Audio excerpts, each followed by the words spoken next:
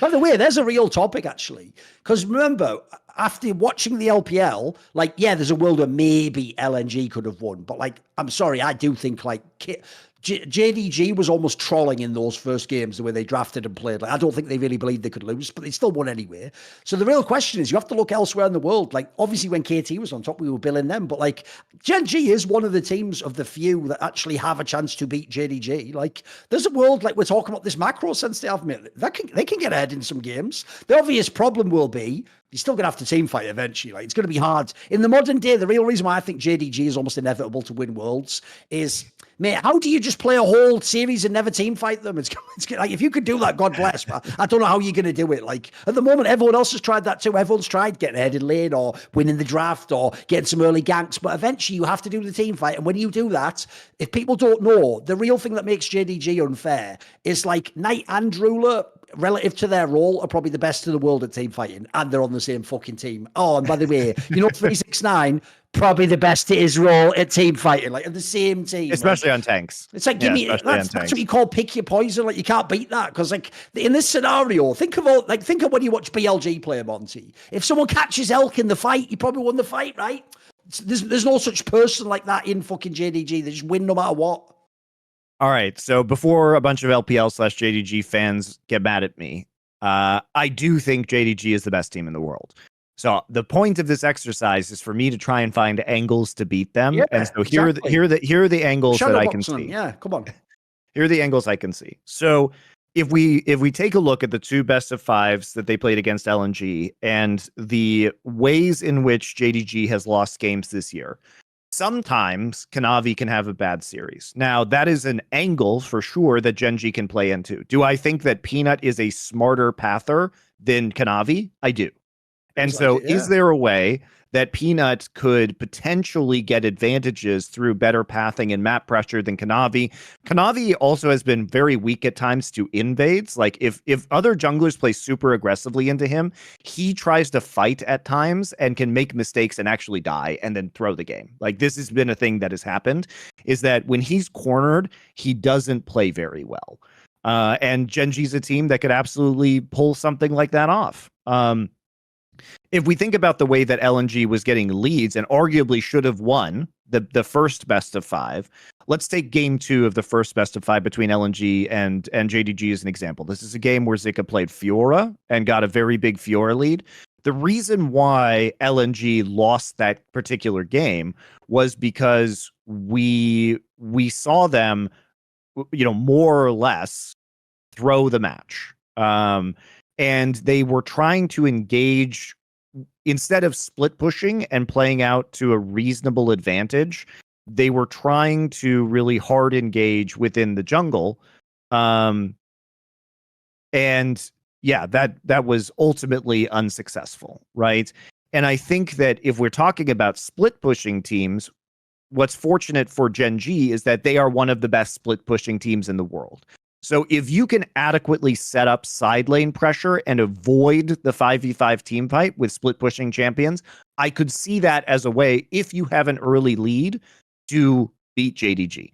Is it very, very hard to do that? Yes, for the reasons that you mentioned, Thorin.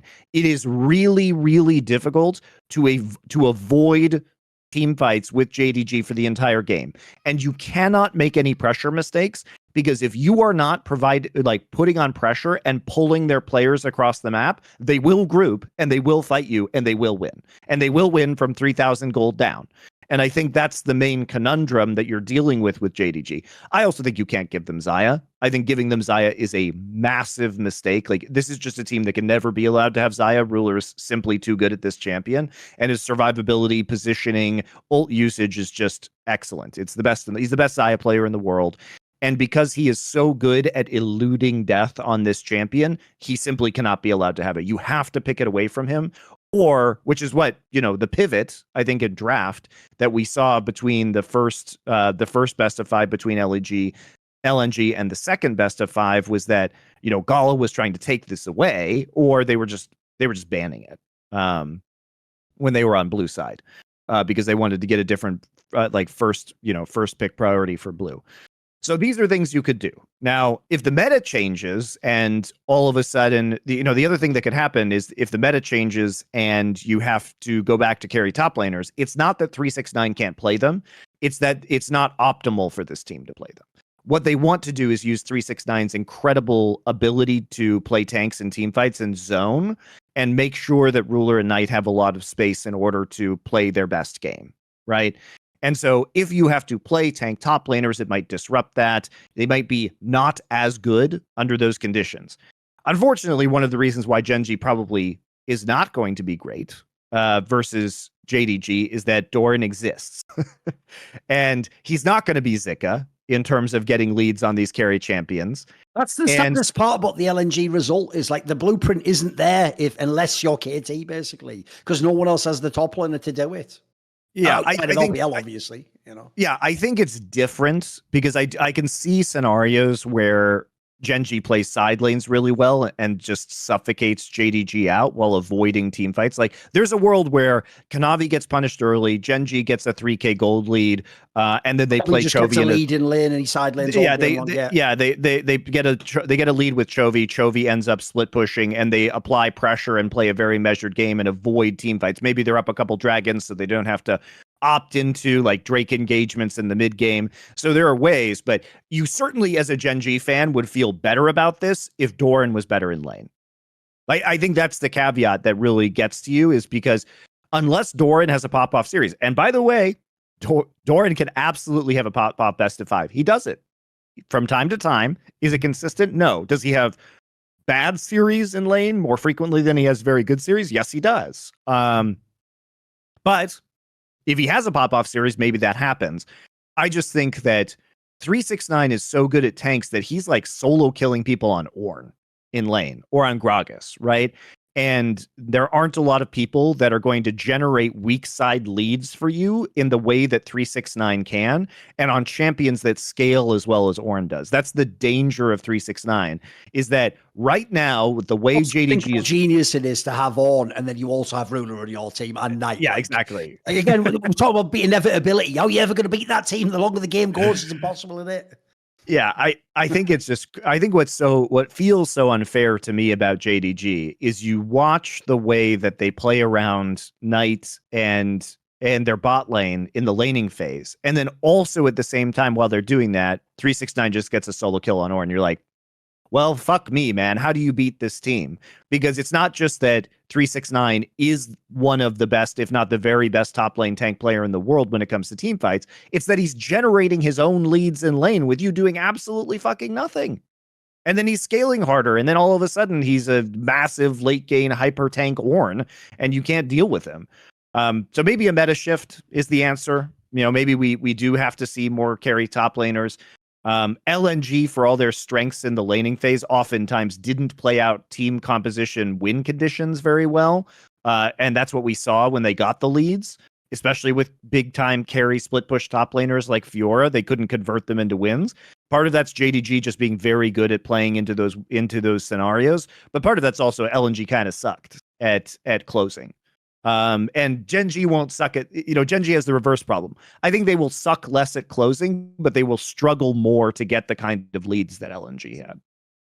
The other thing as well to me is the reason why this team it's why when you find out how much they're paying for it, that's like the equalizing factor, that they are paying like a king's ransom to make this lineup, because it almost does feel so unfair, because a lot of other people have had super teams where the players were the super team players, but the way these players fit together is just so cracked. Like if people don't know, like I said, normally when you have the best player in the world at like mid or ADC, normally the whole game is just right. If we get that one guy, team fight's over. But if you look at how they play, it's actually outrageous that like Knight, basically, it reminds me, if people don't know, of that Warriors team that had Kevin Durant and Steph Curry at the same time. Because the reason that team was OP wasn't just that they were two amazing players. It's that they could totally coincide at the same time, Monte. Like basically Steph Curry's like an amazing off-ball player. So he could do his whole game and not impinge on what Kevin Durant was doing. It's the same with Knight and Ruler. Like when you watch Knight, Knight used to be the guy where everyone was going for him like the fucking cats and the laser pen trying to kill him in the team fight. But because now that's ruler, mate, his way to play off that pressure is unbelievable. He just like holds his timings of when to go in and do the burst damage impossibly well, knowing that like I don't have to go in immediately. And then ruler himself knows, even though I am like the central like focus, if essentially every little like edge I can get makes us unbeatable. It's like people we talked about in the past episodes. His summoner economy is mental, mate. It's crazy. Like not by default, when you're a player like him now, you do the flash instantly so you don't die. Like he is just so willing to trust his teammates, and they're like, and to get that like 1% extra out of a fight. When you combine these three players together from the traditional roles, like how do you beat that teammate? Like it's why I say I've been building up this hype of like if they do the Grand Slam. Because by the way, guys, if they do the Grand Slam, I'm just going to call them the best League of Legends team of all time. Like I think this team is unbelievably good. As a 5-man lineup, it's bonkers how good it is. I think it'd be hard to argue that. I think it'd be very hard to argue that.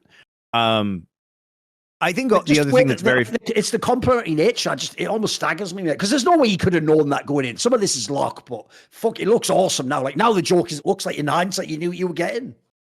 I think the other frustrating thing about JDG is that they don't try and do fancy shit, Thorin, a lot of the time. They just play good old working class, front to back, top lane tank, League of Legends. And that's a lot of way to win the game of League of Legends ever, isn't it? Yeah, exactly. It's the most fundamental way to win. It's potentially the least interesting way to win, but it's the most classic way to win. But here's the problem, Thorin. Here's the problem that you come up to when you're doing the JDG.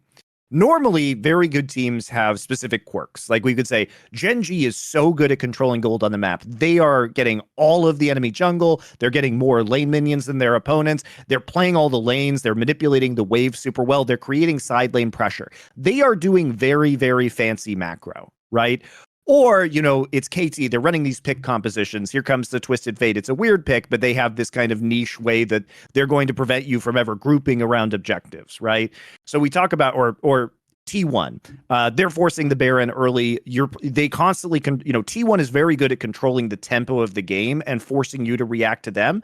And that creates mistakes from the enemy team because they're all on the same page under Faker's guidance, mind control, shot calling, et cetera, et cetera. That goes on, and so they're good at creating vision traps, controlling vision. Now, it's not that JDG isn't also good at these things. The thing is that they just don't have to be. Because when you're playing a team like Gen.G, if you are an underdog and you play classic front to back team fighting, maybe you can beat them because they're playing a split push champion. You can catch them out of position. The very frustrating thing about playing JDG is I don't think any team can beat them in front to back team fighting. And considering how much of the game right now revolves around forcing team fights around either soul point, soul, or early barons, it feels inevitable that you have to play JDG into their style. It's at one point or another in the game, unless you have a massive advantage in the early game, that you can force them to kind of march to the beat of your drum instead. But having a team that is just so dominant at the very fundamentals of League of Legends makes the game feel hopeless. Because you almost feel like there is no scenario where you go into an even team fight, either 4v4 or 5v5, and you win that. And I don't know if I've ever seen another team like that, frankly. And that's if you go in even. By the way, just go watch the games where they're ahead. They absolutely curb stomp people. It's actually outrageous how hard they beat people. And also, let's add this in. We're in the era as well, as people have seen all year long, where the wrong team fight lost just wipes your whole team and the game's over. Like, that's also brilliant. Think about, there's other eras, like I've said in the past, where it's more like Brood One. It's like, you lose areas of the map, so you lose the That's the other thing. You're playing the best team fighting team maybe ever, and if you make the one wrong mistake at the end, there's no net underneath. It's just done. You fall off the tightrope, you're dead. And oftentimes we talk about how upsets happen, and a lot of upsets happen because a team is playing a poke or a split push comp, a very good team, and they end up in a 5v5 tanky frontline front to back team fight, right? Like that's how you can upset teams. You will never upset JDG doing that. You won't do it. So when they have mastered, when they are a tier above in the very most fundamental way of League of Legends, the burden on you to beat them is absolutely enormous because it is much harder to try and do what LNG was doing against them. It is much harder to play out those scenarios of split pushing in the late game than it is for JDG just to walk onto a Baron and force you into a team fight, or to control vision and force the 5v5. In my opinion, this is why the T1 of spring never actually fulfilled its potential, because the downside they had is, in contrast to what you're talking about now, Monty, their style was way harder to execute. They had to be flawless to make their style work. They had to create these incredibly artificial game states from which they could not fight an opponent and fucking do all that crazy shit. Like you're saying, the problem is the game itself. That JDG isn't going against the grain. They're playing right into how the game wants you to play. That's what makes them unbeatable. And also, bear in mind, guys, that they haven't lost to anyone in a best of 5. There is no actual blueprint. Like, even the blueprint lost. So in this scenario, they're on some like anime Dragon Ball Z villain shit where you throw all your ults at them and then you're like, oh, finally they're dead. And then that smoke just feels like, what you thought? They haven't even been touched to scratch, have they? You fucked that, yeah. I think it's very hard. Someone shot myself. I'm just making the Dragon Ball Z analogies now. He's not here anymore, is he? Someone call him. I called LS. You didn't pick up the phone. Yeah, I think it's really rough even to shadow box it in your mind. I think you just have to hope that like top lane tanks go away, but I don't think they're going away. And the problem is that at least with JDG, 369 is playing Gragas top, even in a meta now where that's a fringe meta pick, and he's incredibly dangerous on it. I struggle to imagine a scenario where you can't just like play Ornn. Like here's the thing about League of Legends. You can always just kind of play Ornn top lane no matter what. He's a very safe laning champion. He literally could just build items in lane. Like, he just stands there and builds items, and you're not pressured in the same way to make the. It's the ultimate weak side champion, isn't it? Because of what it does to the rest of the team. It's actually a genius design, by the way. That's one of the better designs Riot's come up with. Yeah, I think Ornn's design is cool, but there's almost never a time where Ornn isn't meta. Right, or at least you can kind of play him regardless. I mean, in that sense, if you really want to. It's a bit like Gangplank in that sense. If you're some like specialist like Alfari, you can always make an angle work if you really need to force it. Like there's always going to be a matchup where you can sort of get it to work because you're so good on it. Yeah. So I don't know. I think we did this exercise to talk about just how good JDG is, and even when they've come close to losing a couple times, like they did versus T1 at MSI, or they did twice to LNG. And I think what's even more depressing if you want JDG to lose, or encouraging if you're a JDG fan, is arguably the first best of 5 was JDG having a bad day against LNG. Like, Kanavi had a bad day in that series, and they still won. So what kind of bad day does this team have to have in order to lose is my next question. Also, let's just throw this in there. It's not like LNG are just bombs. They did have, like, the reigning MVP who was cracked out in a bunch of even the games in the final. Even like, if you still can't win after that, what does make you win? Like, both 4 series, Scout had a bunch of games. He was doing awesome. He was doing them all in gas. Scout and Tarzan synergy is better than Knight and Kanavi synergy. Like, they are able to generate more early game advantages, generally speaking. And that is the strength of this team. But let's talk about LNG. What did LNG even have to do to get to this level?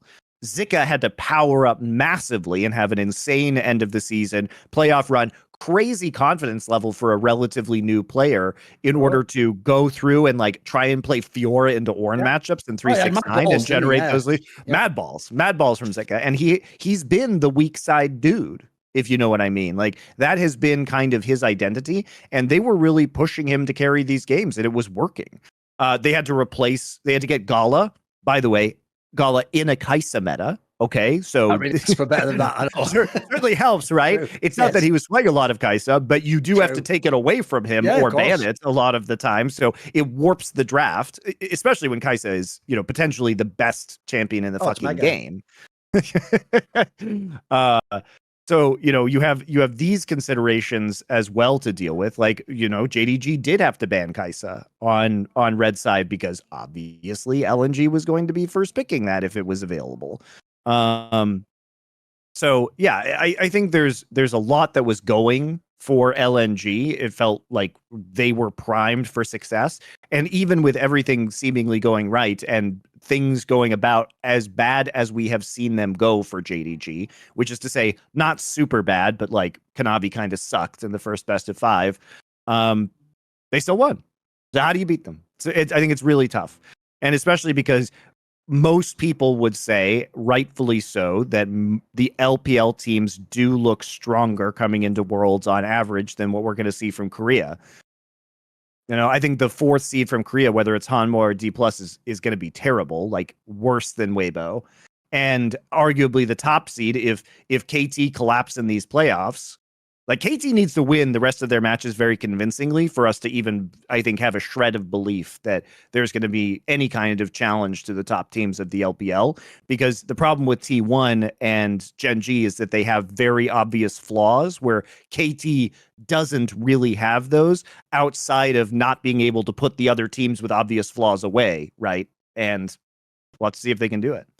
I will say for me on the Hanwha one, at least they have this one upside, which is because of the format. Like in a bunch of BO1s, they could win a lot of BO1s, mate. Like people like Zika and Viper, like you can get the right champions and win a BO1. My problem with them is I don't know what they can do in bracket play. Like who are they going to beat? What team can they possibly play they can beat? You know what I mean? Like I can't see all the LPL top teams will beat them. The thing about Hanwha is that Hanwha will style on like NA teams in particular. And the reason why is because they play the NA style of do nothing and wait for the other team to throw into you and like scale into late game. You have, and KT switched their strategy that we saw against T1. I think you said this earlier, Thorin, but I agree with you, which is that it felt like KT was very cocky coming into the T1 series.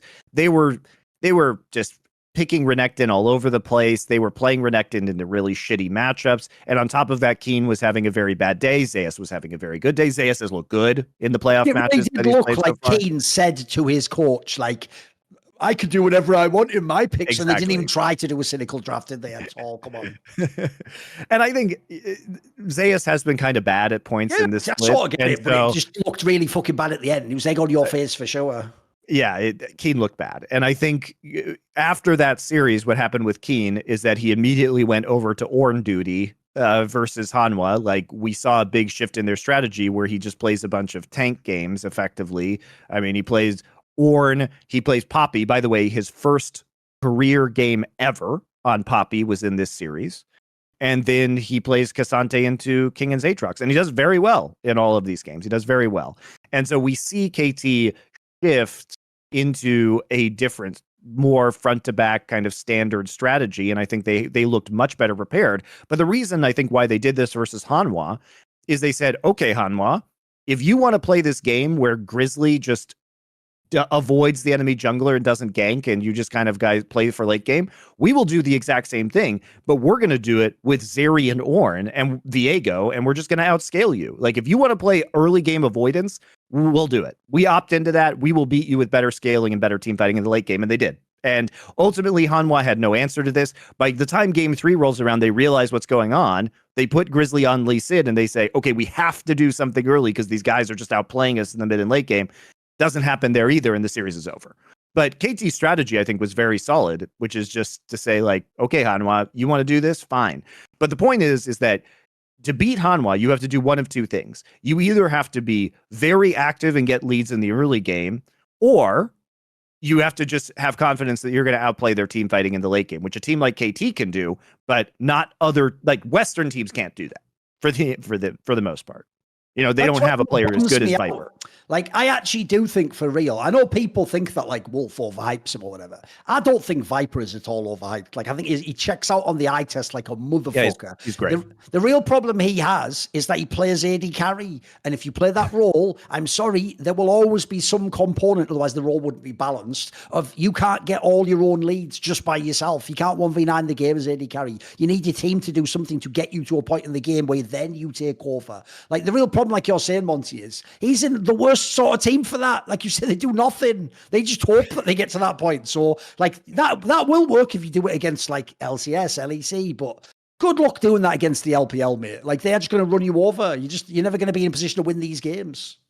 But this is all to say, I think Hanwha, if they go, will be kind of consistent against, because the thing is that if you send D+, like, yeah, D+ can get some early leads, but they are sloppy as hell in the mid and late game. They take stupid fights. Like, they can lose to bad teams if the other team is grouped and they aren't, and they don't have vision control and they opt into some of these engagements.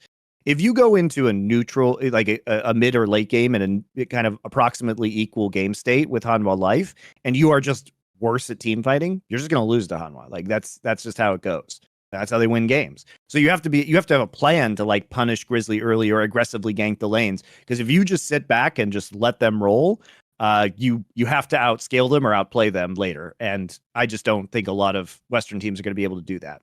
Which is obviously all moot because we all know DRX and Beryl are going anyway. There's the 4th seed right there. 4 of these motherfuckers. 4th seed, 4th Worlds Finals. See more cool, funny, interesting clips based on topics from my content? Well, subscribe to this channel then, or, be a pleb and don't.